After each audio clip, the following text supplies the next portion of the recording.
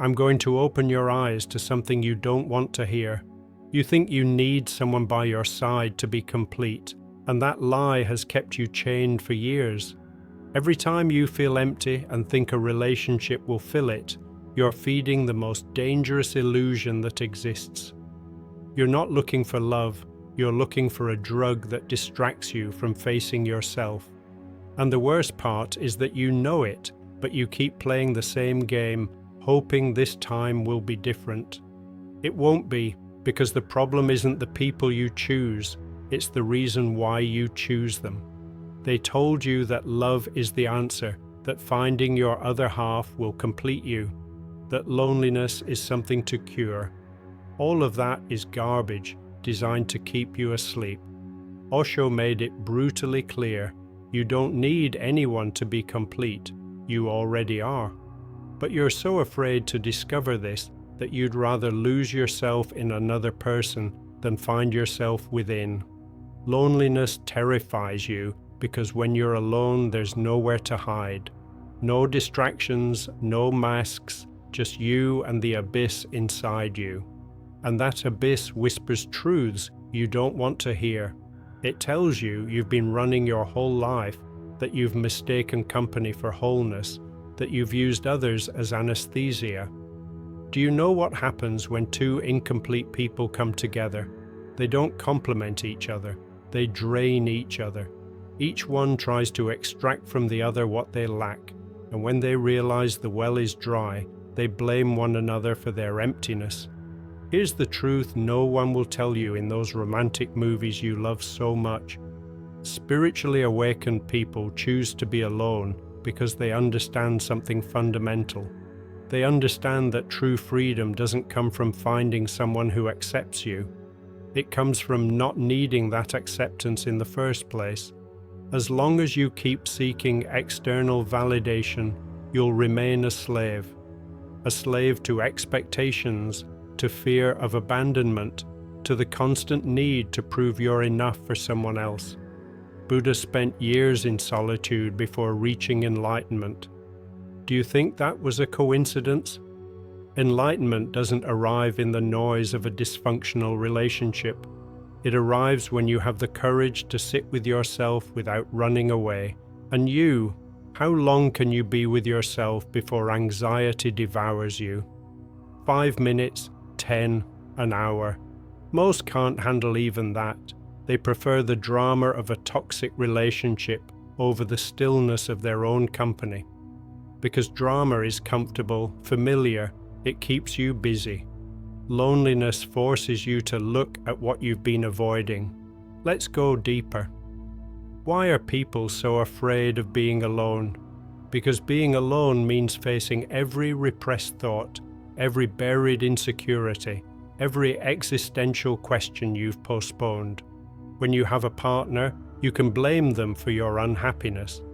When you're alone, you can only blame yourself, and that hurts more than you're willing to admit. Osho said that true love can only exist between two complete people. Two people who don't need each other, but choose each other. But you don't choose, you cling. You cling because you're afraid that without that person, you're nothing. And there's the problem. If you need someone to define you, then you were never truly you in the first place.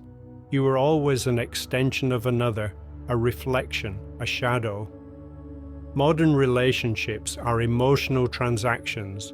You give attention, expect to receive validation. You give time, expect to receive security. You give love, expect to receive purpose. But no transaction will give you what you're looking for, because what you're looking for is not outside. It's inside, buried under layers of social conditioning that taught you that being alone is failing. Society programmed you to fear loneliness. Since childhood, they told you that you need to belong, that you need to fit in, that you need someone to complete you, all designed to keep you dependent, to ensure you never discover that you don't need any of that. Because when you discover it, you become dangerous. Dangerous to the system, dangerous to those who want to control you. dangerous even to yourself because you can never go back. Once you taste real freedom, the cage of conventional relationships becomes unbearable. The awakened choose to be alone not because they hate people, but because they value their peace more than social approval.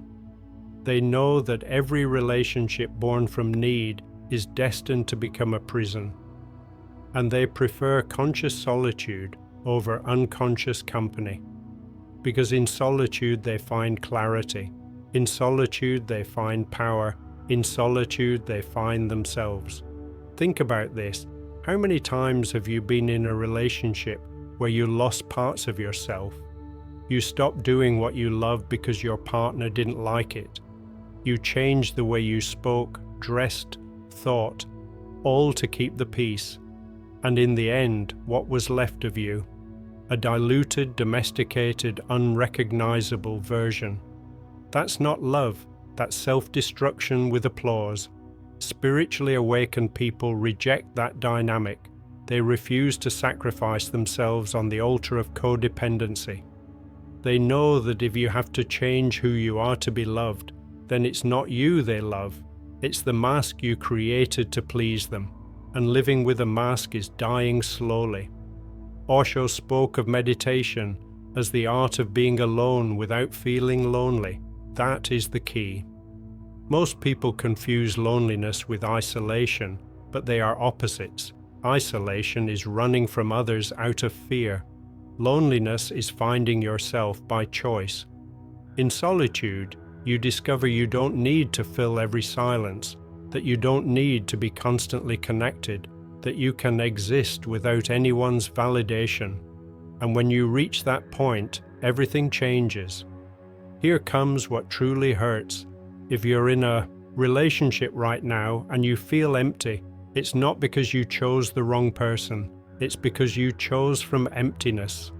You tried to make someone else fill a gap only you can fill, and now both of you are drowning, clinging to each other without realizing you're sinking together.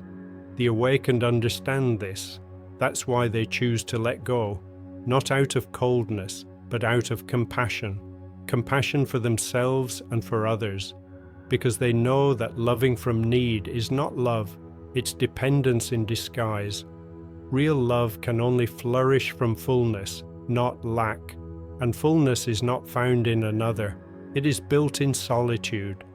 When you stop searching outward, you begin to find inward. That is the difference between the asleep and the awake. The asleep search everywhere except where they should. The awake stop searching and begin to be. Relationships have become a socially accepted addiction. No one questions why you need to be constantly accompanied. No one asks why you can't spend a single night alone without panicking. They simply assume it's normal, that everyone needs it. But it's not normal, it's conditioning. They taught you that your worth lies in being chosen by someone, that if no one chooses you, something is wrong with you. A lie. What's wrong is the system that made you believe that. Your worth does not depend on anyone. You don't need someone to choose you to be valuable. You already are. But they convinced you otherwise to keep you searching, consuming, needing. Because a person who is enough for themselves is not profitable for a society that sells solutions to invented problems. Think about it. The whole industry of love, romance, dating, it's all built on your insecurity, on your fear of dying alone, on your terror of being forgotten. And as long as you keep buying that narrative, you'll remain a customer, not a free person. Osho said something brutal. People don't want love, they want possession. They want control disguised as affection. They want guarantees where none can exist. And that's why they suffer, because they try to capture something that by nature is free. True love cannot be possessed, it can only be experienced. But experiencing requires presence, and most people live on autopilot. They go from relationship to relationship, repeating the same patterns, expecting different results. Einstein called that insanity. But no one wants to admit they're insane. It's easier to blame the previous partner and start over with someone new. Same dog, different collar. The awakened break that cycle, not because they're superior, but because they decided to stop lying to themselves. They decided they preferred uncomfortable truth over comfortable lies. And the truth is this: you don't need anyone, period. Everything else is a story you tell yourself to justify your fear. Let's get philosophical. Kierkegaard spoke of despair as the mortal illness, the despair of not being oneself. And that is exactly what you do in a relationship born from need. You stop being you to become what the other needs you to be. You betray your essence for the illusion of love. And in the end, even if the relationship lasts, you're alone. Alone inside a relationship, the worst kind of loneliness, because at least when you're physically alone, you can work on yourself. But when you're alone inside a relationship, you're trapped. Trapped between the need to be authentic and the fear of being abandoned. That tension destroys you slowly. The awakened don't play that game. They prefer to be alone and be themselves rather than be accompanied and be a lie, because they know that authenticity is non-negotiable.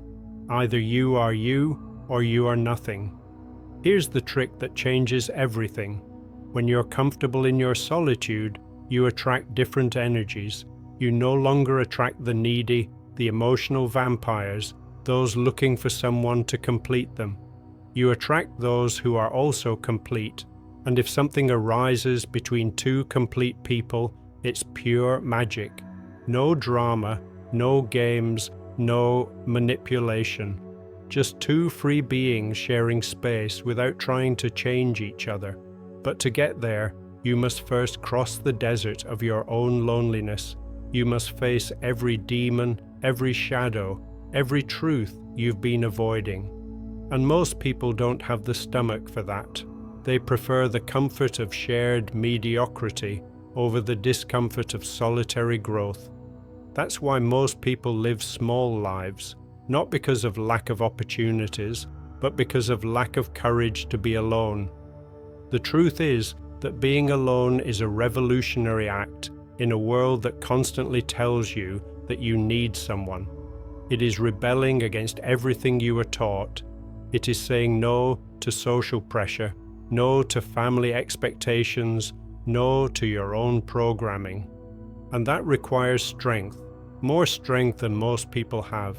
That's why so few truly awaken, because awakening hurts. It hurts to see how much time you wasted chasing something you never needed. It hurts to realize that all those failed relationships weren't bad luck. They were lessons you refused to learn. It hurts to understand that the love you sought outside was always inside, waiting for you to stop running. But that pain is necessary. It's the pain of birth. And on the other side lies the freedom you always wanted, but were too afraid to claim. Osho was right. Loneliness is not a punishment. It's a gift. It's the opportunity to know yourself without filters, without masks, without lies. It's the space where you can be brutally honest with yourself, where you can admit your fears without anyone judging you, where you can explore who you are beyond what they told you to be. That is the true spiritual journey. It is not finding someone who completes you. It is discovering you were complete all along. And when you discover this, the whole game changes. You no longer search. You no longer need, you no longer chase, you simply are. And from that state of being, if someone appears, great. If no one appears, great too. Because your fullness does not depend on external factors, it depends on your connection with yourself. And that connection is unbreakable once you forge it. So why do spiritually awakened people choose to be alone? Because they understand that true companionship comes from within, because they know that no relationship can give you what you don't give yourself first, because they refuse to live on autopilot, following the script others wrote. They consciously choose their path, even if that path is lonely. They choose truth over comfort. They choose growth over approval. And they choose to be alone because in that loneliness, they find something no relationship can offer: absolute freedom. Freedom to be exactly who they are without asking permission, without giving explanations, without compromising their essence. That is the smartest choice you can make, not because relationships are bad, but because you must first become someone before sharing yourself with someone else. And becoming someone requires time alone. It requires silence. It requires courage to look inside without blinking. Most people will never reach that point.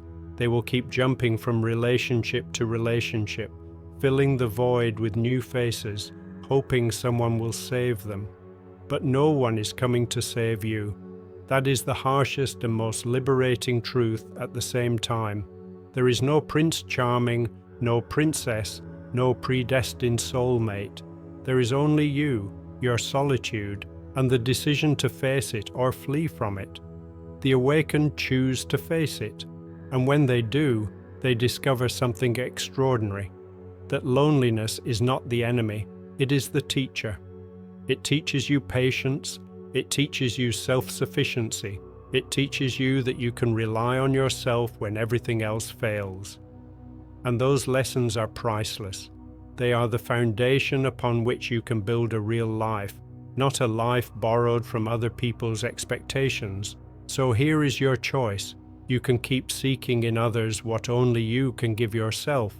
You can keep running from your own shadow, hiding in relationships that will never satisfy you. Or you can stop. You can sit with yourself, with all your chaos, all your fear, all your unexplored potential. You can choose to be alone until you understand you're not alone at all. You're with yourself, and that is enough. That is the wisdom the awakened carry in silence. They don't need to announce it. They don't need to prove it. They simply live it. And when you live it, everything changes. Your energy changes. Your vibration changes. Your entire life changes. Because you're no longer begging for love. You radiate it. You're no longer searching to become complete. You already are.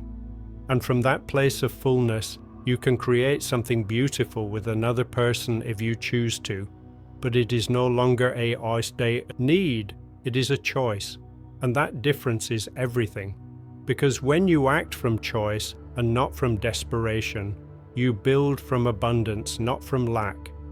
Relationships born from lack are like sandcastles. The first wave destroys them. But what you build from fullness has deep roots. It can withstand any storm. The problem is that most don't even know what fullness is. They've been empty for so long, they confuse emptiness with normality. They think everyone feels that constant void, that need for external validation, that anxiety of not being enough. And yes, many people feel it, but that doesn't make it normal. It makes it common. And common is not what you should aspire to be. Common is mediocrity disguised as normality. It is the consensus of the asleep who pat each other on the back while sinking together into unconsciousness. The spiritual masters of all traditions have said the same thing in different words. Lao Tzu spoke of returning to the center, the fertile emptiness where everything is possible. Jesus withdrew to the desert to be alone with his essence. Rumi wrote about the solitude of the lover who has fallen in love with himself before anyone else. They all point to the same thing. The path to truth passes through conscious solitude, not the solitude of the one who flees, but the solitude of the one who seeks. And what you seek in that solitude is not comfort, it is truth. The truth about who you are when no one is watching. The truth about what you want when you don't have to please anyone. The truth about your purpose when you're not distracting yourself with someone else's drama. Those truths are uncomfortable because they force you to take full responsibility for your life. You can no longer blame your partner for your unhappiness. You can no longer use the relationship as an excuse to not pursue your dreams. You are naked before yourself, and that is terrifying. But there is something beautiful in that terror. It is the terror of someone about to be born, someone shedding old skin. The awakened have learned to dance with that terror, to use it as fuel instead of a brake. They know that every time they feel fear, it's because they're growing. Fear is not a sign of danger, it's a sign of expansion. Your comfort zone is screaming because you're abandoning it. And the comfort zone is seductive. It promises safety in exchange for your soul. It tells you to stay, don't risk anything, settle for the familiar, even if the familiar is slowly killing you. But the awakened reject that deal. They prefer the vibrant uncertainty of the unknown over the slow death of the familiar. That's why they're alone, because the path of awakening is solitary by nature. Not because there aren't other walkers, but because each one must walk their stretch without crutches. Here's what no one tells you about relationships. Most are unconscious agreements of mutual mediocrity. Two people agreeing not to grow too much so as not to threaten the other. Two people limiting each other under the disguise of love. It's subtle, almost imperceptible, but it's there. Every time you repress a truth to not hurt feelings, every time you silence a dream to maintain peace, every time you make yourself small so the other doesn't feel intimidated, that's not love, it's shared cowardice. And the awakened detect it instantly. That's why many end up alone. They cannot participate in that dance of mediocrity. They cannot pretend things are okay when they're not. They cannot compromise their growth for the illusion of stability. And society punishes them for it, calls them selfish, cold, incapable of commitment. But the truth is, they're the only ones brave enough not to commit to something that betrays them. Osho spoke of the rebellious individual, the one who refuses to follow the herd, the one who questions every rule, every tradition, every expectation. And being alone is the most rebellious act there is, because you refuse to enter the game everyone is playing. You refuse to sacrifice your individuality on the altar of us.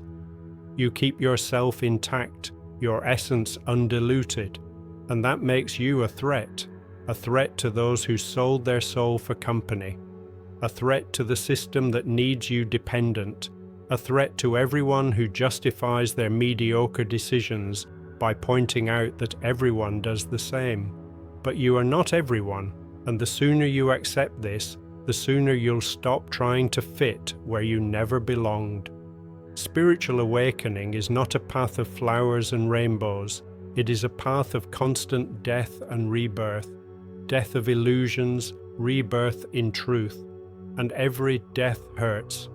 It hurts to let go of the fantasy of romantic love. It hurts to accept that no one will complete you. It hurts to see how much time you wasted searching outside. But on the other side of that pain lies the most absolute freedom you can imagine. And when you are free, truly free, your energy changes completely. You no longer emit desperation. You no longer scream silently, "I need someone to save me." Instead, you radiate fullness. And fullness is magnetic in a way neediness never will be. Neediness repels or attracts other needy people.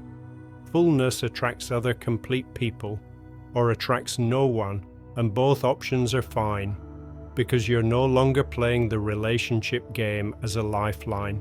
You're living your life, building your purpose, exploring your potential. And if someone appears who resonates with that frequency, welcome. If no one appears, perfect too. Your peace doesn't depend on external variables, it depends on your inner connection, and that connection becomes unbreakable once established. That's why the awakened seem so serene in their solitude. They're not waiting for anything to change, They've already changed. They're already where they need to be. And from there, everything else is extra, not essential. The question you should ask is not why the awakened choose to be alone.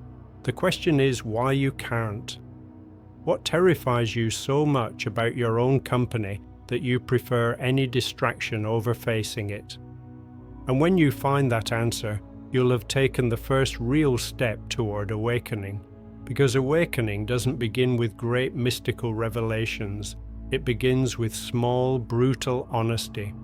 It begins when you admit you've been running, that you've used others as anesthesia, that you've mistaken love for addiction, that you've been more afraid of being alone than of being in a relationship that destroys you. Those admissions hurt, but they're the price of freedom. And freedom has no price. It's worth every moment of discomfort, every night of conscious solitude, every difficult truth you must swallow. Because a free life, even if solitary, will always be better than a chained life, even if accompanied. This is what separates the asleep from the awake. The asleep live on autopilot, following the script without questioning it. The awake write their own script, even if that means writing it alone. And yes, it's harder, it's lonelier, but it's infinitely more real. And in the end, what you carry with you is how real you were. Not how many people loved you, but how much you loved yourself. Not how many relationships you had, but how much you related to yourself. Not how long you were accompanied, but how long you had the courage to be alone, and use that solitude to become who you truly are. That is the only question that matters, and the awakened answered it long ago. That's why they are alone. That's why they are at peace. That's why they are free. And now that you've made it this far, that you've had the courage to listen to what most prefer to ignore, you have a decision to make. You can close this video and return to the comfortable illusion, or you can stay in this space where truth is spoken without filters.